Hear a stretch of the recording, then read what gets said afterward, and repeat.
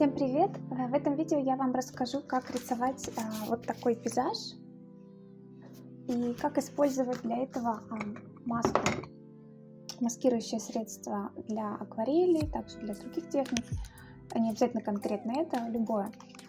То есть я вам покажу, как для эффекта зимы это может быть интересно, для того, чтобы оставались белые места, для того, чтобы вы могли свободно прокрывать это акварелью. Также я здесь буду использовать мою любимую соль, как всегда. Вы можете также посмотреть мое предыдущее видео, где я показала различные фактуры. Я подлинкую это тоже. Так что давайте начнем и сделаем такой зимний пейзаж, потому что сейчас у меня за окном -14, и это, в общем-то, то, что меня тоже вдохновляет. Давайте начнем. Также, если вам интересно увидеть мои следующие видео, не забудьте подписаться и нажать на колокольчик. Итак, мы будем работать вот с этой маской.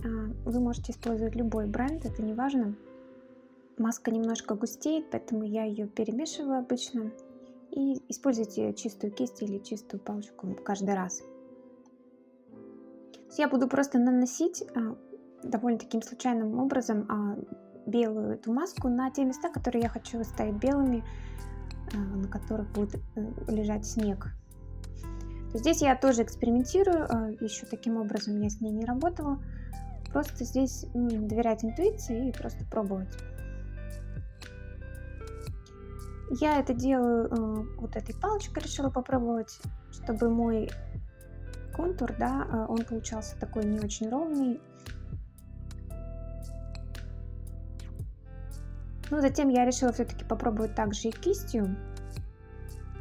То есть лучше брать жесткую кисть, которая будет наносить эту маску более четкими, более жесткими линиями. Мне, например, так больше нравится. Опять же, здесь дело вкуса. Я вам просто показываю возможность использования. Поэтому я периодически здесь переключалась также на палочку. Здесь, опять же, вы можете экспериментировать. Можете взять спичку, можете взять еще что-то, какой-то стержень, может быть, даже иголку. То есть здесь можно пробовать. Сразу скажу, я не стремлюсь к реалистичному очень сильно изображению. Мне моего реализма хватило в академии и в моем прошлом. Сейчас я в основном, на самом деле, работаю в абстрактной манере, но иногда мне хочется попробовать что-то другое. Поэтому не ждите здесь от этого изображения такой очень академичного решения. Нет, это не для меня. И для меня это скучно, я просто хочу передать некое ощущение, впечатление вот этой снежной зимы, вот этих прозрачных таких белых деревьев, которые я вижу из окна каждый день зимой. Поэтому я просто в таком очень фантазийном порядке делаю это. Ну что, я нанесла маску на те места, которые мне хотелось бы оставить белыми. Где-то я поставила точки, вот сейчас можно поближе посмотреть. В принципе, видно, где маска лежит, где-то она у меня легла более толстым слоем, где-то более тонким. Ну вот посмотрим, что получится. Нам нужно сейчас дождаться будет полного высыхания этой маски, и она немножко пожелтеет, то есть будет видно. Итак, вот маска высохла, видно те места, которые у нас сейчас вот они пожелтели. И можно начинать уже работать акварелью.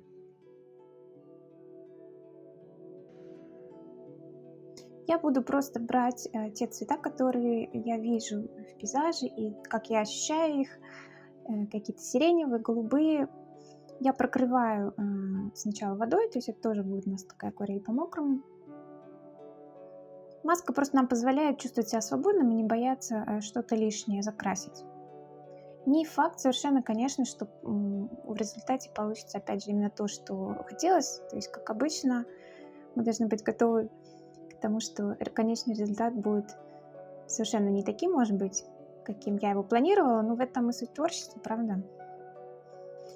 И просто беру цвета, которые придадут немножко контраста, то есть здесь немножко может быть сложная задача, передать белый снег, заснеженный, пейзаж, не слишком его затемняю,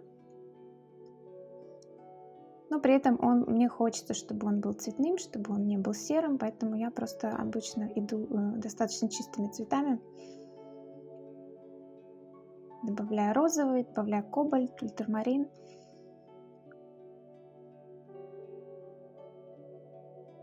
Сейчас прохожусь по тем местам, которые в тени находятся. Немножко добавляю охры где-то для теплинки. Меняйте кисти, смотрите, какой удобнее. Я люблю менять круглые кисти в данном случае разных размеров. Может быть, да, в следующий раз, может быть, это будет удобнее взять, например, большую совсем кисть и прокрывать большими мазками. Попробуйте. Где-то я все равно оставляю белую бумагу. То есть это тоже будет интересно посмотреть, да. Немножко закрепляю бумагу, чтобы ее не вело. Ну вот первый слой такой легкий прокрыт. Мне нравится, как идет. Теперь можно немножко насыщенности где-то добавить. Здесь также я буду использовать немножко соли. Приготовьте, если вы тоже хотите это сделать. Любую соль, которая есть в доме, подойдет.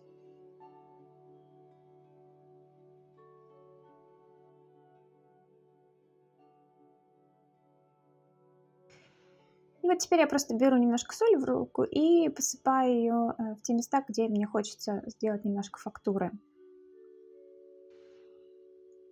Опять же, напомню, что подробное видео есть здесь у меня на канале.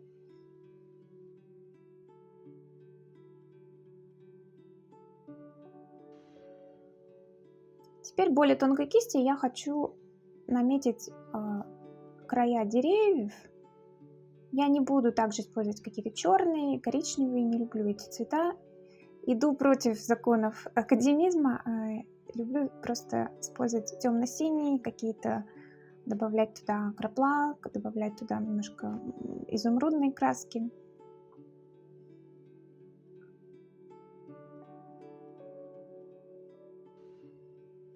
Хочу, чтобы он получился максимально легким и таким воздушным.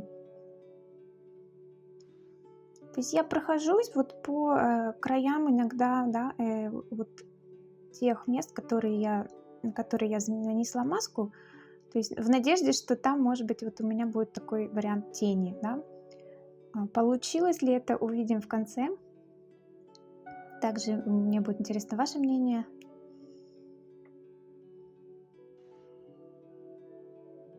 Просто намек на линию земли.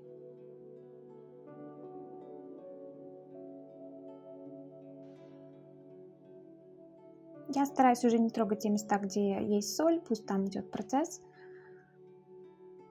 Где-то я хочу просто добавить немножко тени на небе, чтобы деревья вот с этой снежной шапкой немножко вышли на передний план.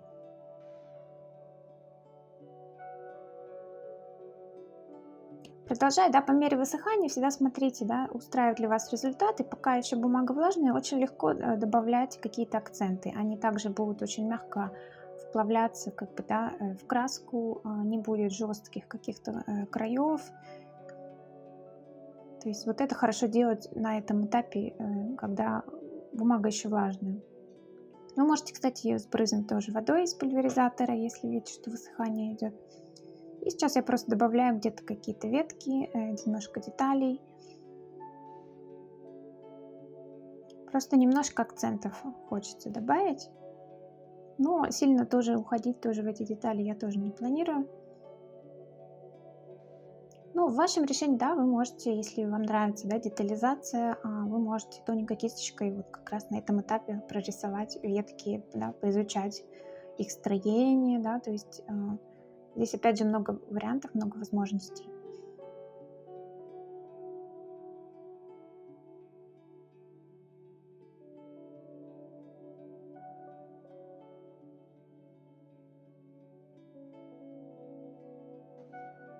Ну что, я считаю, что более-менее я завершила этот пейзаж.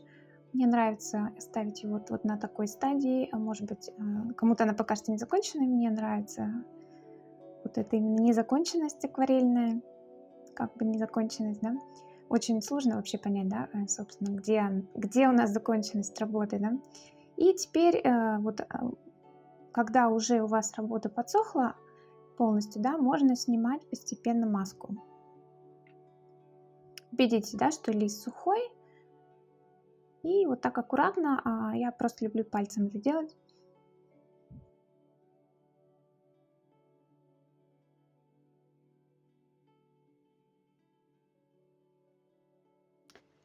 Ну что, вот у нас практически завершен визаж. Я сняла маску, но есть еще, можно еще кое-что доработать, уже имея полную картину того, что получилось. Если есть желание, то можно еще добавить каких-то деталей.